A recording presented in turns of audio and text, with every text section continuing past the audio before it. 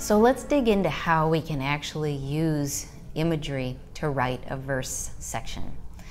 One of the ways we can prepare to use imagery in our verses is to understand how the music of a verse is structured. Let's dig into melody for a moment and see how a 4-line or a 6-line verse section can show us how we could write lyric for a 4 or 6-line section.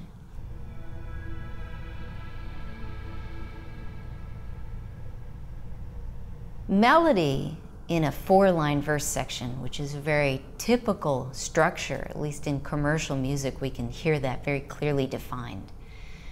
The melody is often where we see a melodic motif, which is a small musical sentence that is kind of like a fingerprint of the song. We can identify that melodic rhythm and pitch of the first line of a verse as indicating, we can identify that song, what that sounds like. And that melody often repeats. So in a 4-line section, we hear that repeating. Either the melody in line 1 is also repeated in line 2 and line 3, maybe even again in line 4. But sometimes we hear a different structure, but still there's repetition, where in line 1 and line 3, that melodic motif repeats. So the rhyme scheme of a lyric of a 4-line verse section is often something like XA, XA. And that means that lines 1 and 3 don't rhyme with anything else or each other. But lines 2 and 4 rhyme with each other, and therefore they're the same letter, A. We can notice, well, that's interesting. We have 2 groups of 2 lines. So the verse is almost like 2 lines, and then it's mirrored again, repeated, those 2 lines. So we can see, well, what does that tell me about how a lyric might be structured?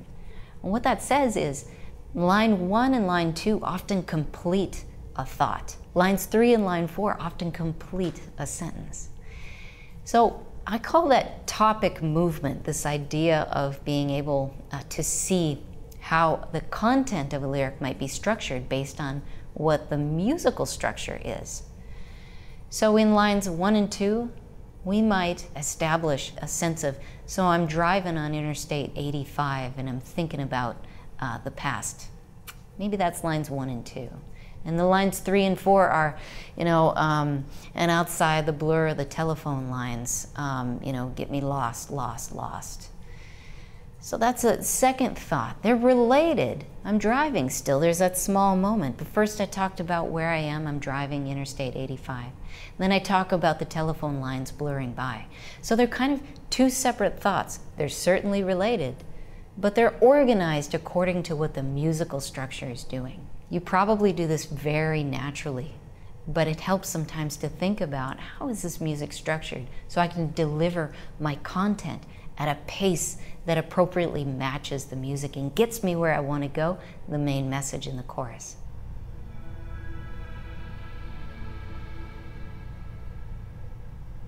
In a 6-line section, we tend to hear 2 groups of 3. So the rhyme scheme is usually something like XXA, XXA.